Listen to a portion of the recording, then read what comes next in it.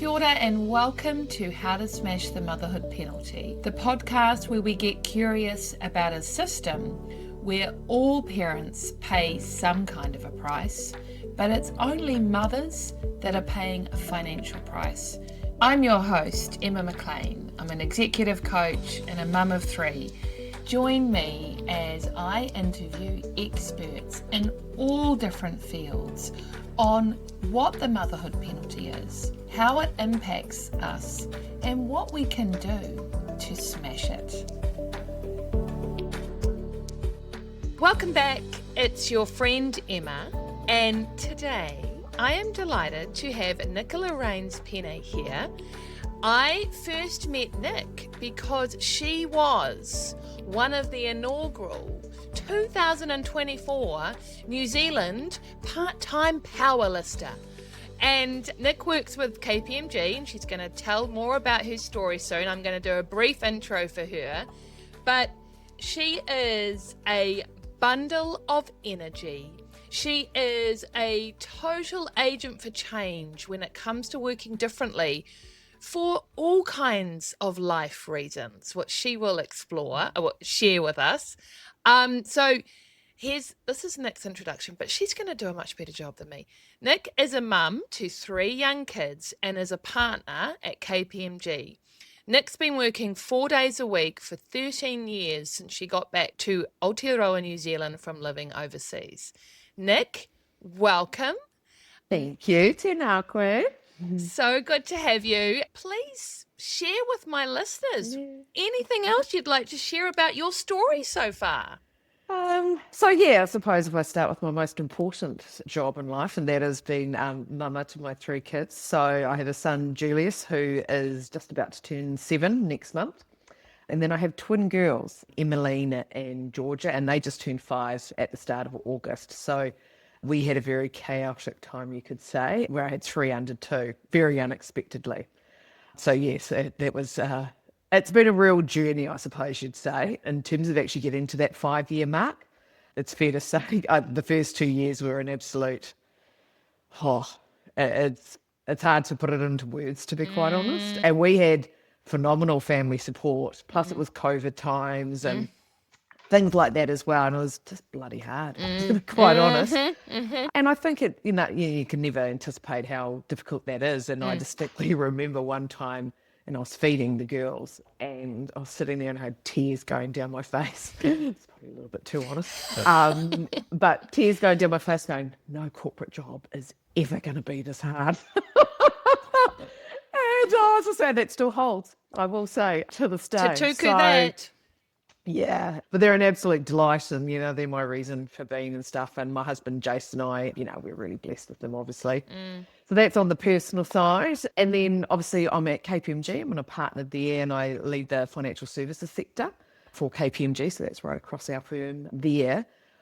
I do 4 days, and I suppose the different thing for me is that I've been doing 4 days for 13 years now. So that's pre-kids, which a lot of people, don't know as well when they meet you and things like that.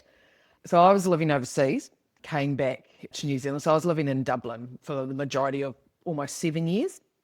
And, through the highs and the lows of what Ireland saw with the Celtic Tiger and then the absolute crash with the GFC. And I was working in a bank over there. So right in the heart of it all, you might say, where a lot of the capitulation happened. Unfortunately, I suppose, the experience was phenomenal to be working in a bank during the GFC. You can't learn those experiences in any other shape or form. But I got really sick, so I ended up burning out and got really sick with pneumonia. And it is funny because I remember at the time, a lot of my colleagues were doing the exact same hours, big stress and pressure. Why didn't they? Why didn't they have this thing happen to them? But, we're all made up differently, and our immune systems, etc. So while I did try to continue to make it work over there, I ended up having to come home. And that's when I was diagnosed with chronic fatigue syndrome, which I think a lot of people have a lot more understanding about now post-COVID with the long COVID effects and things like that, very similar to the CFS and ME, which is nice because it can be quite an invisible, illness, I guess.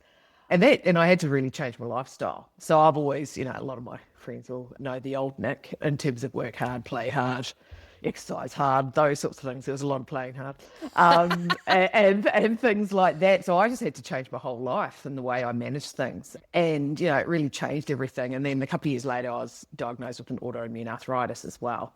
They're obviously, in my mind, all linked and things like that. So with that, I had to really take stock. And one of the areas that I found that I had to take stock on was my working rhythm.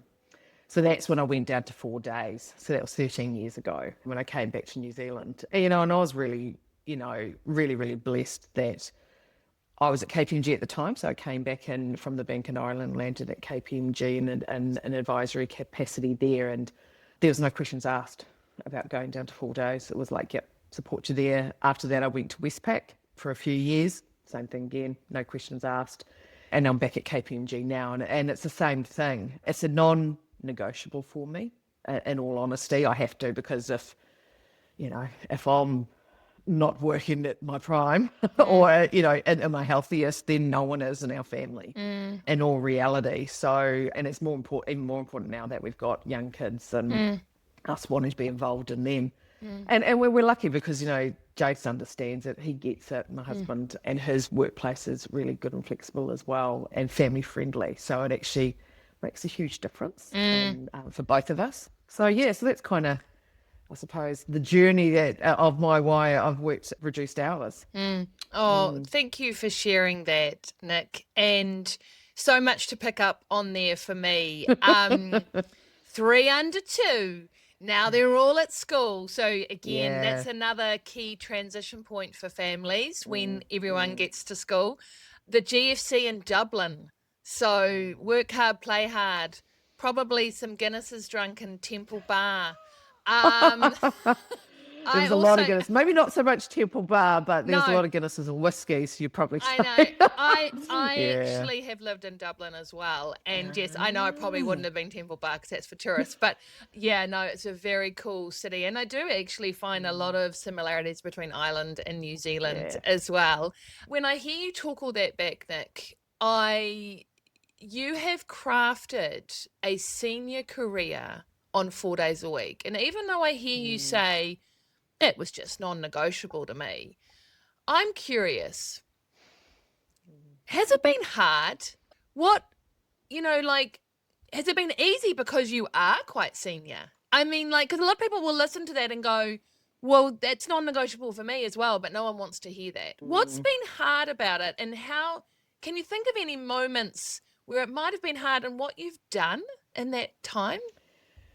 Yeah, there's a few things on that, to be quite honest. I mean, I started when I was a senior manager, I guess, doing 4 days. And I look around our organisation and there are people doing 4 days or something for family reasons or whatever it might be at that manager level and above. That tends to be, in our organisation, we're quite a young organisation in terms of generations and ages, etc.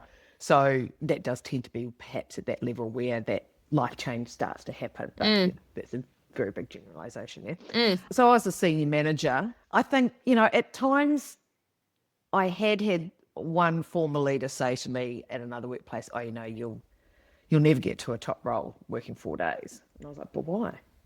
Why should it change? And to be quite honest, there's some top roles I wouldn't want because there's no way they're like a 6-day a week role as well. So, it's all your personal choices. And I think that's what it comes, for me anyway. What do I aspire to? What do I, where I see my impact and things like that. But if we go back to where I found it hard or where some of it's been easy, in all honesty, and I've been very open about this at KPMG, so this won't be news to them if they listen to this. I always did wonder, do I want to be a partner with, could I really do that with my health issues and then wanting to have a family and things like that? It had been mentioned to me before I went off and had kids, and I was like, no, I don't think it's possible, and things like that. So then I decided to do it once I had the 3 kids. Very bizarre decision making there. Of course. That's I'm at capacity. I think I'll add something else on top. I know, exactly. Oh, but yeah, I think for me, it was more about the role modelling. in terms of being able to prove that it can be done and there is space for it and people support it, there's allies supporting it and that sort of thing. And I've always had that allyship, I guess. So I've been really lucky, and that's been built up over the years as well in terms of having those people by your side. One thing I will say is, I guess, a lot of it comes down to me as well in terms of making it work, is what I personally think. And it's still a very much big work in progress. So I ain't no perfect view on this or example, but it's your own boundaries. So I know when I was looking at entering the partnership, I met with one of our other partners, female partners. She's senior partner, and she did 3 days and then went up to 4 days. And it just as her kids got older. And she said to me, she said, you've just got to be really good with your boundaries. She said, you know, if you're driving the kids somewhere or you're at home doing stuff with the kids and a client rings or somebody rings, you know, you're not going to be annoyed at the client. You're going to be annoyed at yourself for doing that. And I think that's the thing is, and that's, as I said, it's still a work in progress for me in terms of my Wednesdays off. I've got to turn off my Teams notifications, those sorts of things. So you're not just constantly on, because then I don't get that day to rejuvenate for myself and get my health in a bit better order. Yeah, I think that is a big thing around the boundaries. And I think what I've found actually over the years is that, and I suppose I've been doing this 13 years and you kind of forget somewhat, but the stakeholder management, be it internal and external. So that is to me is absolutely crucial in how you manage that. So internally, people know I'm not about on a Wednesday. And if it's really, really urgent, yes, you can text me and we'll have a quick call or something like that.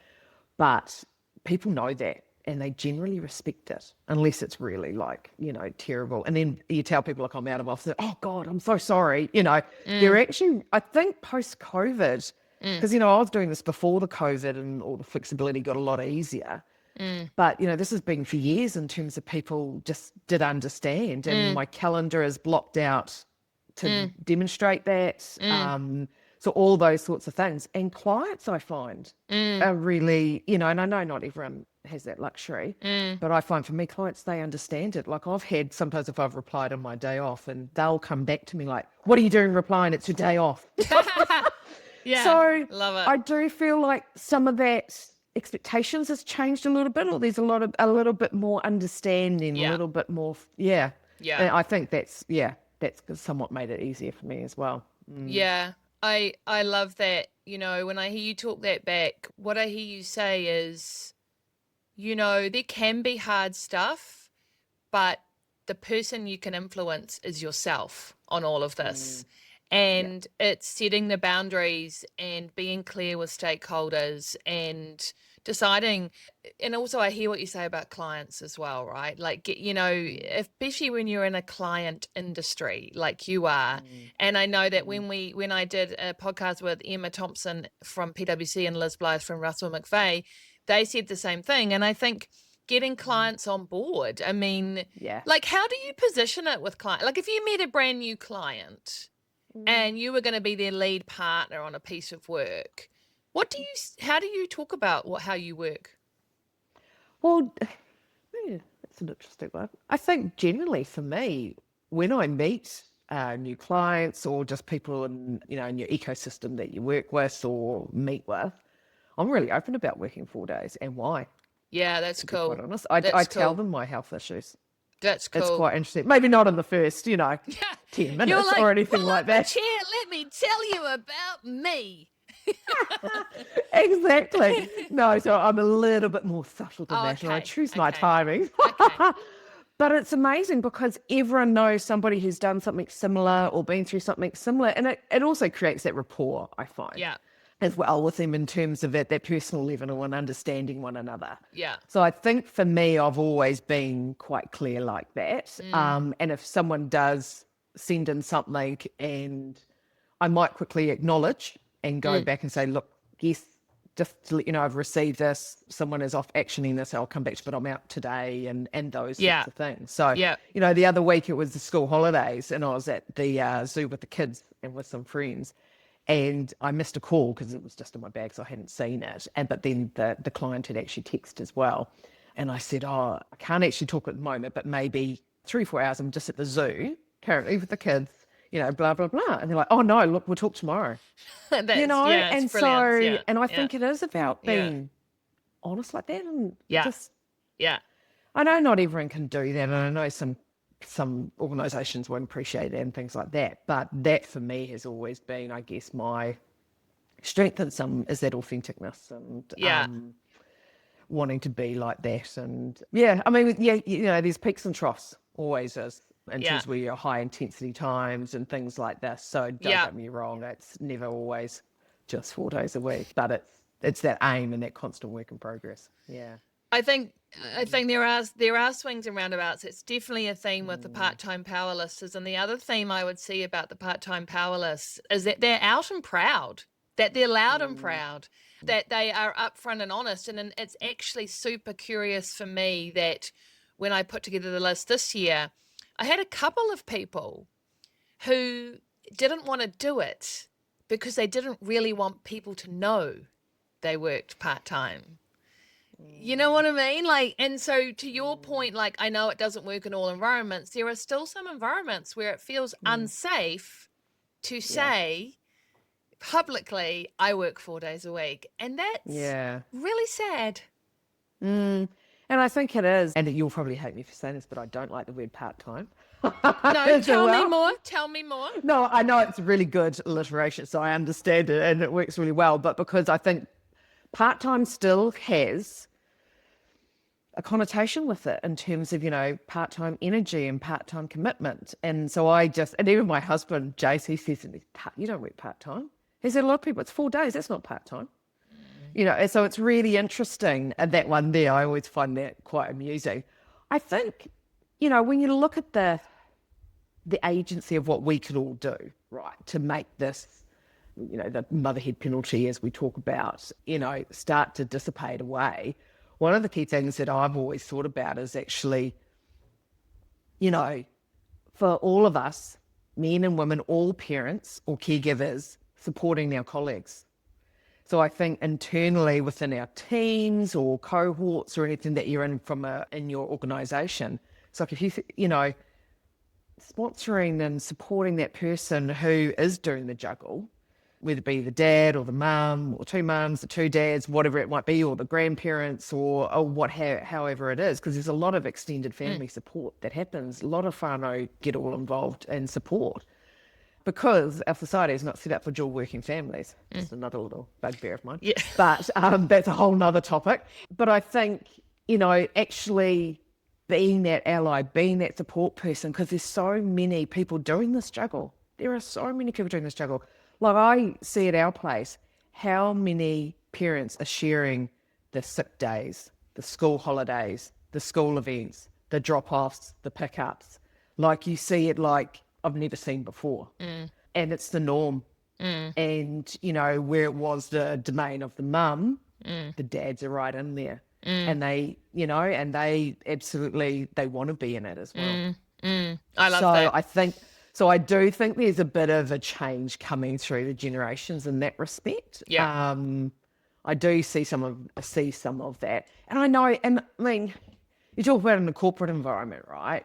For those that don't, ship workers or frontline people, I just kind of think it is a lot tougher. That's for sure. And I suppose that's where that communication at home and trying to decide what works and how we're going to tackle this and things like that. Because I do think a lot of it is about, if you are a couple, trying to figure out what works for you and how we're going to both approach it with our organisation. Yeah. Because I think it can't be just one or the other, and trying to both have those conversations and see what can work. Yeah. Because it can't be all just on one. Yeah. Otherwise, I think that's the whole thing. It's still going to just be on one gender. Yeah. And I think we're moving away from it, but I think that's where, the onus is on us as parents and caregivers, that you need to actually have that conversation and like, okay, this is our decision. This is how we're going to try and approach it and see where we get to there.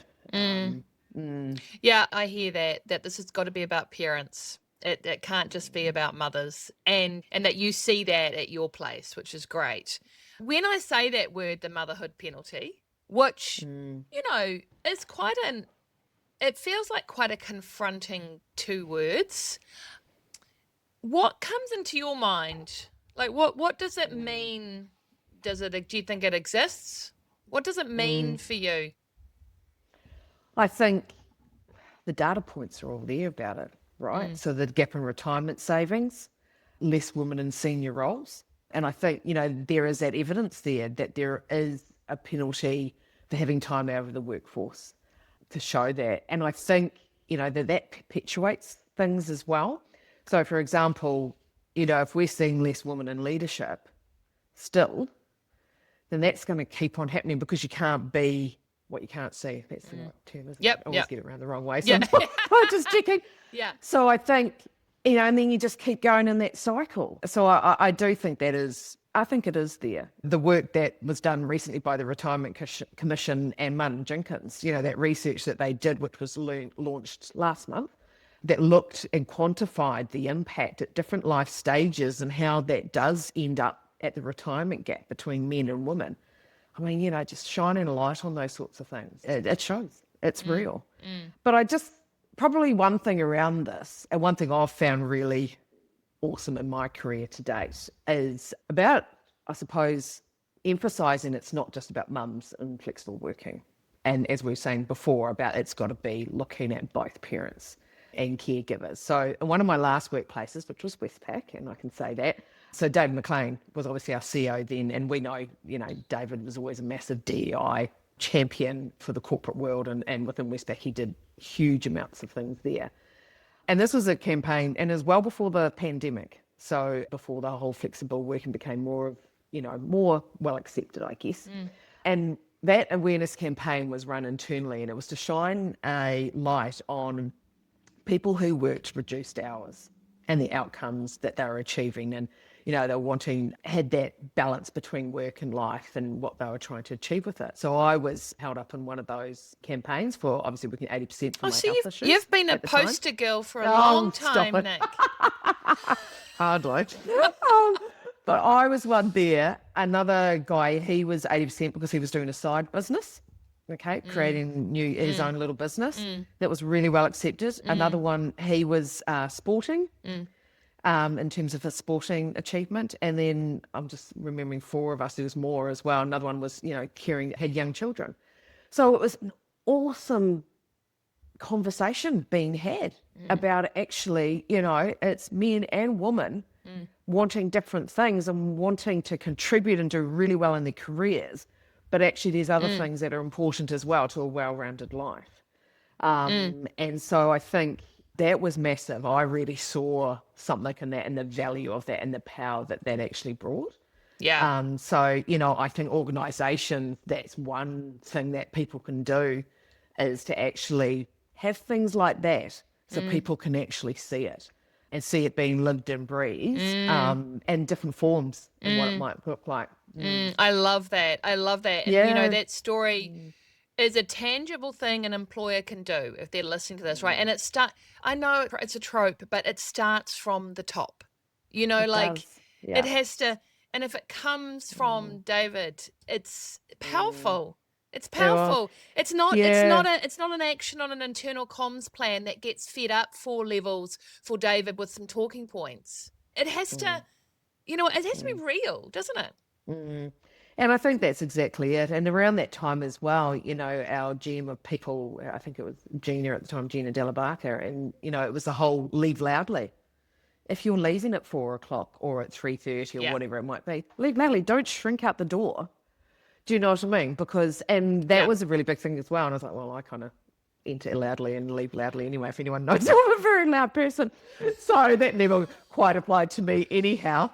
But, that was a really big thing as well at the time in terms of don't be embarrassed by it. Don't have whakama, there doesn't need to be any of that.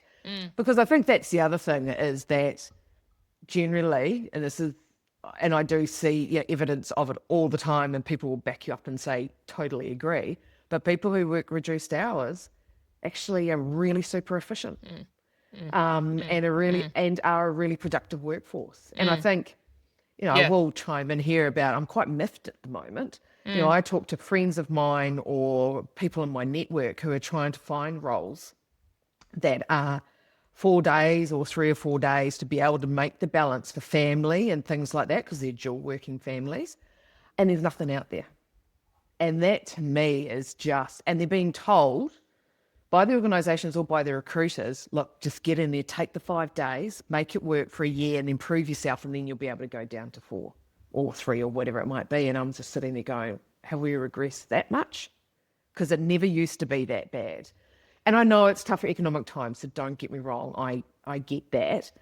But I think, and I know people have said to me, well, you know, if you say you only need a 0.8 or a 0.6, then you lose this whole FTE and people lose their funding, you know, for their team and all the rest of it. And it's like, oh, come on, we've got to be a little bit more strategic than that and broader thinking and more holistic in our thinking. So I know there's different challenges at play, so I'm not completely ignorant to that and totally altruistic. But I think I worry that we're regressing if this is what's actually starting to happen again. Yeah. I don't know if you're seeing that elsewhere as well. Well, or hearing it. it's the thing for me, Nick, is it's exactly, and I do take that that the word part-time has massive problems, but it's why I did the part-time power list, because we actually need to redefine it, because you can operate at a senior level. And also my whole dream is that senior part-time work is deliberately designed, externally advertised, properly scoped, and performed by all genders.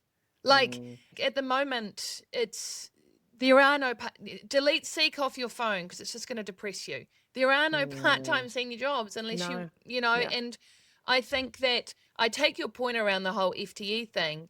And that is why we need to be more innovative with the system that we're all working in, because you are missing out on a lot of talent.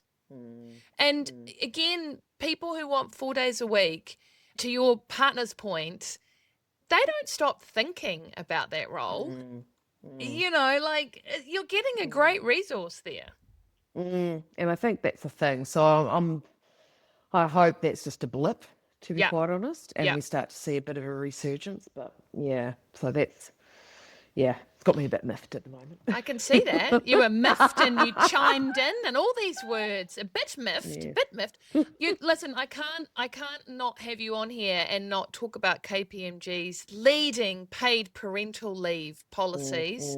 I was at an event earlier this year and I heard Matt Pritchard talk about some of the numbers you're seeing. And I think for me, that's, could you share what that is? And because I think it's an action that employers can take. Yeah, because when I think I missed out on our paid parental leave by about like a year. I was gutted. I will say, I was just like, darn it. Well, so we were saving hard. Go again. Yeah. Oh, yeah, no. Way too old for that. That's for sure. If I said that 3 broke me, then, you know, let's go for a 4th. But, you know, we saved really hard to be able to take maternity leave and things like that. So having these sort of, the financial stress that comes with having children is huge, right? And, you know, we saved for ages to be able to have our first. And then the others came as very much a big surprise. Plus there was COVID and I only went back to work for 4 or 5 months. So it was like, whoa, massive financial stress. So, you know, those sorts of things where organisations are able to do good parental leave policies, full ups to them, because it's a game changer for people, I think, to be quite honest. In terms of, I suppose, I haven't got the stats on me, and I will say that, but in terms of what's available there, in terms of to both the primary caregiver, the secondary caregiver, God, I don't quite like those terms, but anyway, both parents, it's awesome. And we're seeing the take up. We really are with a lot of the dads. And that's awesome. And they take, you know, people are choosing to use it in different ways. So I'm going to take 3 months at this time, or I'm going to do a month here and a month there, or whatever it might be. They're really valuing it. They're loving being in their children's life and being part of it and seeing the struggles and the developments and all that sort of stuff. So it is part of that new generation, as I was saying to you before, about where people are doing sharing the sick days, the school holidays, the pickups and drop-offs, etc. this is all part of that as well, where you just see that this is what's happening and what people aspire to. And so I think it's really neat. And people, some of our dads have done it where they're like, okay, the wife's gone back to work and then I'm doing this stint. Yeah. Do you know what I mean? Yeah. And I think that's just brilliant. I know one of our senior partners, who used to be my boss for a while, she had twins. But so this is a wee while ago, and she did 6 months and he did 6 months. Yeah. You know, and that was probably 10 or so years ago. Yeah. And but that was a great example of what you could do. Do you know what I mean? And I think what I always want to ensure, though, and I've talked about it with our team at KPMG, is that we've got to make sure that we support both parents when they come back into the workforce, because there's a lot of focus, and always has been, and rightly so, for the mums coming back into the workforce and how we support them, reintegrate them, having those connection points while you're off and things like that. And I think it's really important then that we also do that for the other parent too, because if there's not as many of them doing that, you know, you can kind of get a bit lost. And so I want to see it a nice and fulsome in terms of brings everyone into that tent to get that same level of support, because you want to see the same opportunities, progression and all that sort of stuff for everyone. So yeah, again, it comes back to that point of like widening the net so everyone can see. And I think that's one of the biggest things in terms of to help get rid of the motherhood penalty, is it actually broadening it out for everybody, because it just, you know, it becomes the norm. It's not something that has to be separated. Yeah. Beautiful. Totally agree. Totally agree. I think that so many things I agree with. Hate primary and secondary carers as labels, because I don't know why we need to rank ourselves as parents, but apparently we do. And and I do agree with you that if you are a secondary carer and you are also a dad, that when you return to work, even though, you know, things might be changing, society is still set up really to focus on the mums. And I know not all secondary carers are dads, but I do think it's different for a dad. And we need to welcome dads back and provide support and, you know, ask them, you know, now that you're back, do you need reduced hour work? Do you need, you know, like we ask that of mums, but do we ask it of dads? And that's the thing. And what's quite interesting, what I've noticed with our policy as well, when people are coming back, both mums and dads, they'll do, say, 4 days for a while. Do you know what I mean? And then build up to if they're going back full time and things like that. So I think it's encouraging that. But yeah, having those very conversations. Agreed. Yeah. Because you do talk, like I was talking to one of our, sorry, I just interrupt there, but talking to one of our... Nick, no one is allowed to say sorry to me. Oh, so that's right. As you were, keep going, you were talking... Oh, because one of my colleagues, he's a new dad, and we were talking about it recently. He's like, it's such a struggle between him and his wife work. He says it's so hard. And I was like, I know. And it's, the good thing is you're in it together, in the trenches together, when, you know, we're in a couple in it. But it's also trying to find those people in your workplace who are actually there supporting you, suggesting ideas like, oh, have you thought about this? Have you tried this? And, you know, because it is the collective. We've all got wisdom. We've all done things in different ways. And, well, that definitely didn't work. Don't bother trying that route. You know, those sorts of things. People struggle, and we've got to realise that, you know. Yeah, I think another thing that employers can do is create spaces for parents to have real talk. Because I think when we have feelings, like it's okay to be sad, it's okay to be worried, it's okay to be angry, but we actually need to have the feelings. And if the only feeling you're allowed to have as a parent is, well, it's okay and I'm grateful we have children, like there's more, right? Like it's darn hard. It's darn hard. It is. Well, last Monday, we'd had a big Sunday travelling down to Hamilton and back, me and the 3 kids, and slept in the car on the way home. Like, oh, no. And so then wouldn't go to sleep that night. And they're 5 and almost 7, and you kind of think, surely it's not still a thing. But yes, it's still a thing. And anyway, so Monday morning was an absolute, horror. And they were just, I didn't get to work till about 9:15, and it was all tense, and there was it was all just kicking off all morning, and then dropped them off. And then I got to the office and I was talking to one of my colleagues, Lauren, and I was like, oh my Lord.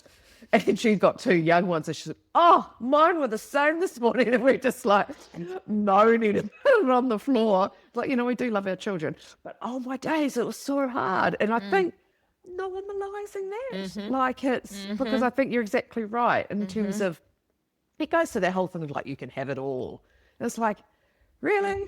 Because it's not all at the same time, let's be honest. In reality, and I remember Matt Pritchard saying to me a number of years ago, he said it's that needing to have that authenticity. People need to have the authenticity to actually and I think that's what people really appreciate now is actually, this is darn hard trying to do this and this, and it's not all going to go swimmingly well, and it's all not going to be perfect all the time. And I think we just need to be a bit more open about that, more vulnerable about it. It doesn't say anything about you. It just shows that you're real. Yeah, I think these sound like small points, but they're actually huge points. Because a lot of businesses talk about we want everyone to be their authentic selves, but do they provide space for it? Is it safe to be your authentic self? And I think that for me is the change I'd like to see in employers is that I just interviewed Jane Sweeney and Kara Kerr from Anthem, and they talked about they don't have work-life balance, they have life. Like life happens, whether you're a caregiver, whether you are helping someone come back from cancer, like there's a lot going on in our lives. So space for that to exist at work, I think, is important. I completely agree. And, there was a prime example for me with way back in the day when my health was not good. And work really supported it. And I think that's exactly right in terms of I don't think work-life balance I like to think isn't a thing anymore. It's a work-life integration because I think that's a reality. And, it's very hard for people to hold up facades when a lot of stuff is potentially going on behind. So, and I also do acknowledge that, when you are, I don't know what you call people like me and you or people who we work with, knowledge workers, corporate workers, office workers, whatever, but it's a privileged position to be able to integrate your work life much easier. And I always say to my clients, when you write your to-do list every day, you just have one and put everything on it, right? Like book Karen for warrant, research school holiday programs, do business case, whatever it is, like they're all just they're all things you have to do, right? Yeah, and that's what we do. I mean, Jason and I are constantly putting things in each other's calendars. Do you know what I mean? Like, can't do this day, but can you do this that day? And, you just got to because it's life. Yeah. Awesome. Final question, Nick. If you had a magic wand, and it's a very magic wand, so it can be any kind of change you want, but it's one lever that you think if we pulled it, it would really change the motherhood penalty to basically smash it. And, the motherhood penalty in terms of salary, retirement savings, but also career for mothers. What do you think that lever is? What's the society, cultural, business lever, you think?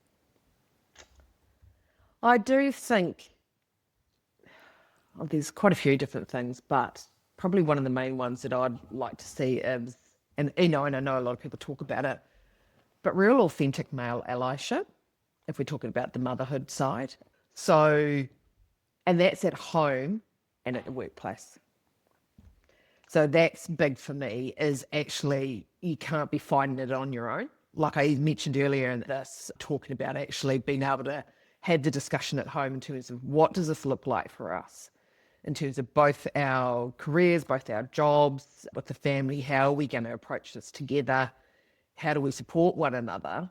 And then it's translating that into both your workplaces, I think, because if it's coming from both parents, both caregivers, then I think actually you're starting off on a better foot to have those conversations. And, if I'm saying to my boss, well, my husband or partner is talking to their employer as well about this, and we're trying to make this work and figure out how, it shows that the initiative being taken. It's not, we're not just asking for stuff, we're trying to make this work from a holistic sense. So I think I do think it starts at home, because if you haven't got that at home and that support and that allyship of wanting you to continue to succeed, have progression, achieve, it feels like it's a bit of on my own, if you get my drift. And I think that could be quite a lonely place to be trying to change things and that sort of stuff. So I think for me, it's male allyship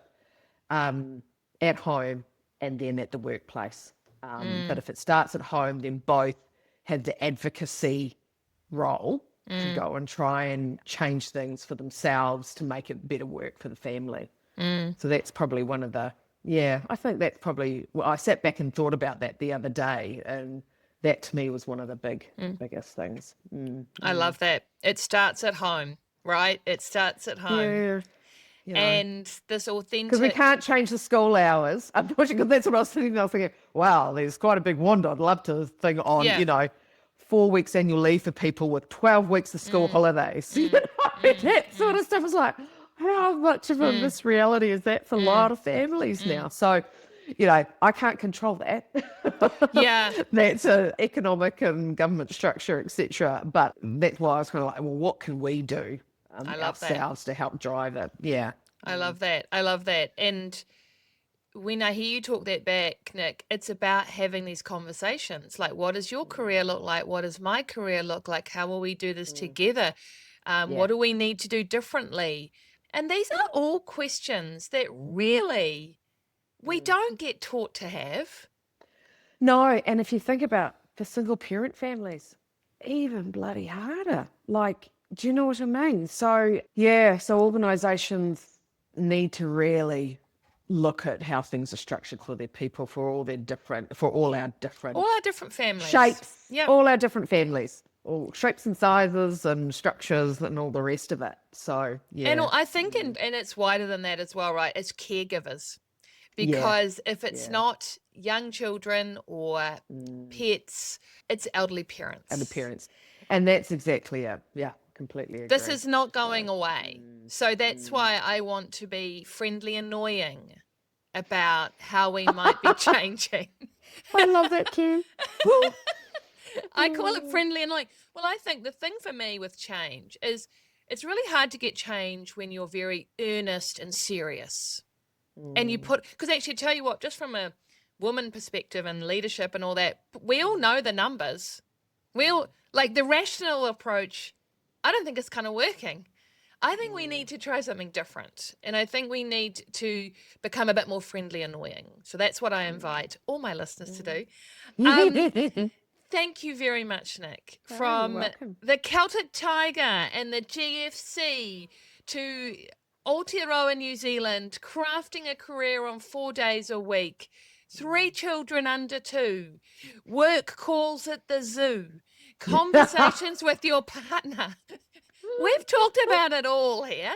And I just want to say thank you very much. Ngā mihi nui. It has been absolutely so generous of you to share your time. Thank you very much. No, you're most welcome. It's been enjoyable as always, Emma, having our chat. So thank you very much. And hopefully of interest to somebody. Totally. Onwards and upwards. This podcast was funded by Works for Everyone, a business that is dedicated to supporting working parents and to smashing the motherhood penalty. If this is also your jam, let's stay connected. We're on Facebook and Instagram. Just look for us, Works for Everyone. And if you want more information on how we help businesses put a care wrap around their employees, check us out on worksforeveryone.co.nz. Or if none of these work for you, in the weekends you can find me, Emma McLean, the founder of Works for Everyone, in the queue at Pack and Save Royal Oak or Kmart St Luke's. Onwards!